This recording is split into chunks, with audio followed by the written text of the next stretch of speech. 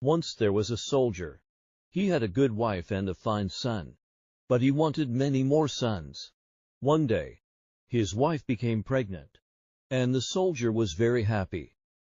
"The baby will be a boy," he said. "I'm sure it will be a boy." He called his son and said to him, "Listen, my boy, a war has started in our country. I'm a soldier, and I must go and fight. I will be far away, and you will be the only man in the house when the baby will come. I want a boy. I don't want a girl. If it's a girl, you must kill her. Then you must come and find me, and show me her blood.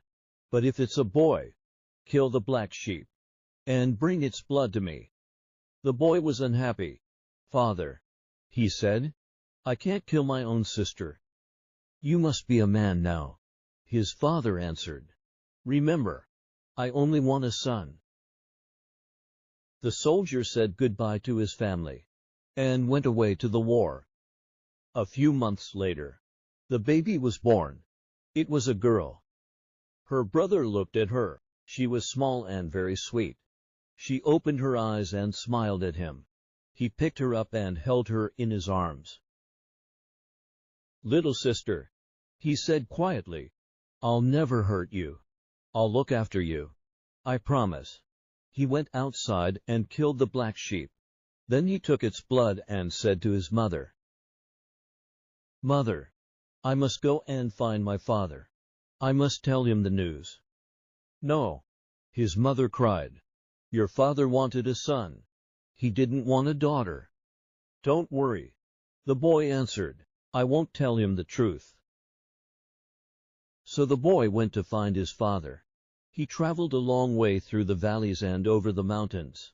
At last, he found his father. "Father," he said, "you have another son. I have killed the black sheep. Here is its blood." His father was very happy. "This is wonderful news," he said. "Stay here with me. We'll celebrate together." The boy looked at his father. He did not smile. "No, Father," he said, "I must go back to my mother." The little girl grew quickly. She was a beautiful child. Her brother loved her. He made her little presents. He told her stories and sang to her. After a long time, the war ended. "Your husband is coming home," everyone said to the boy's mother. "It's wonderful news. Now you will be happy." The boy was very worried. He ran to find his sister. "Our father's coming home," he said. "When he comes, don't run up to him. Don't call him Daddy. Don't try to kiss him. Be like the other children in the village. Then, he won't know that you are his daughter." The soldier came home. Everyone ran out to greet him. Only the boy waited at the house.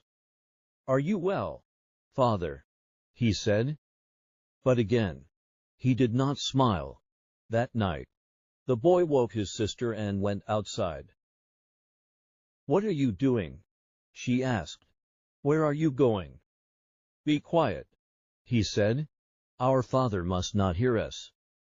He untied his father's mule and lifted his sister onto its back, quietly. They went away. They traveled all night and all the next day.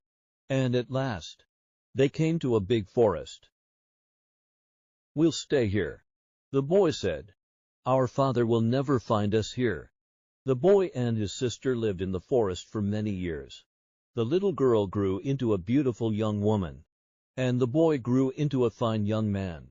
Their life was difficult and dangerous. There were many ogres in the forest. The brother was brave and strong. He killed some of the ogres, but he could not kill them all. One day, a clever young ogre was walking past the house.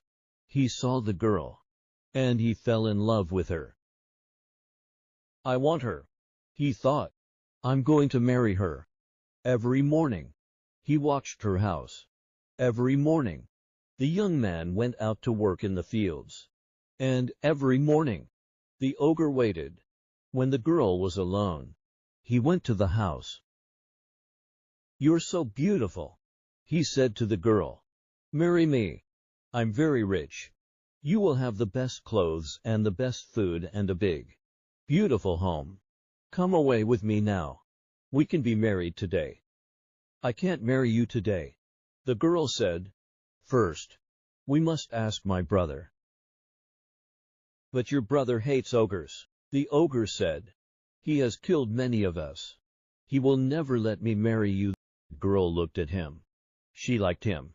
He was handsome and rich. What can we do? She said. We must kill your brother, said the ogre. Then we can be happy. I can't kill my own brother, said the girl. I love you, but I can't kill my brother. The ogre was angry. Who do you love most? He said. Me or your brother? I don't know. I don't know, said the girl. Every day, the ogre came, and every day, he asked the same question. Who do you love most? Me or your brother?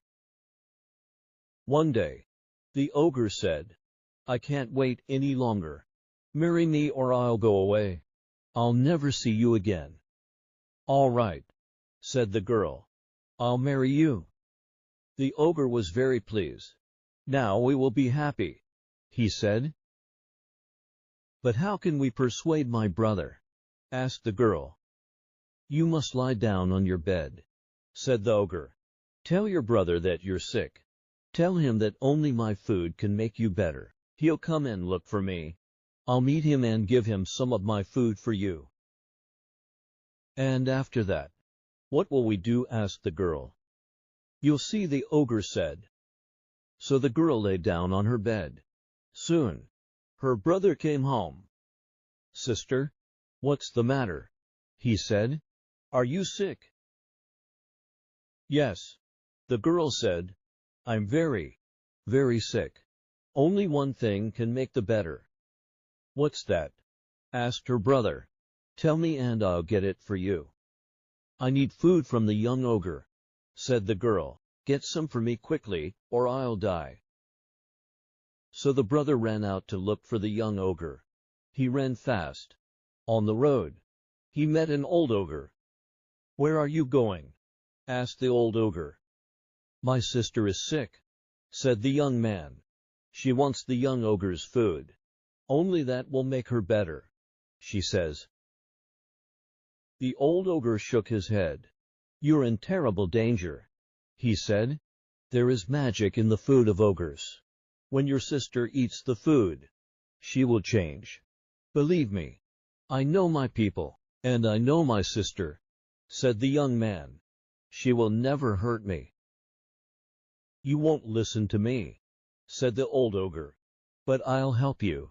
The young ogre and your sister will try to kill you.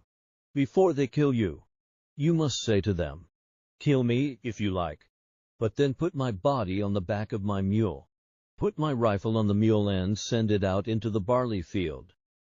Then the old ogre went away, and the young man ran on. Soon, he met the young ogre. My sister is sick, he said. Bring me the young ogre's food, she said. Only that will cure me. The young ogre smiled. I'll bring her some at once, he said. He ran fast to the brother's house and gave the girl some of his food. She ate it, and she changed. Now she was ready to kill her brother. Her brother came into the house. His sister was standing up. Sister, he said, you're better. Yes, she said. The ogre's food is a wonderful medicine.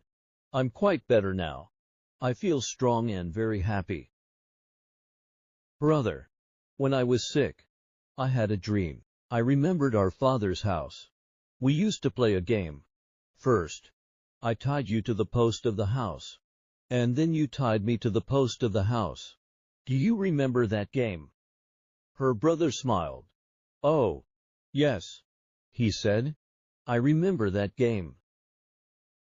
Let's play it now, said the girl. Tie me to the post.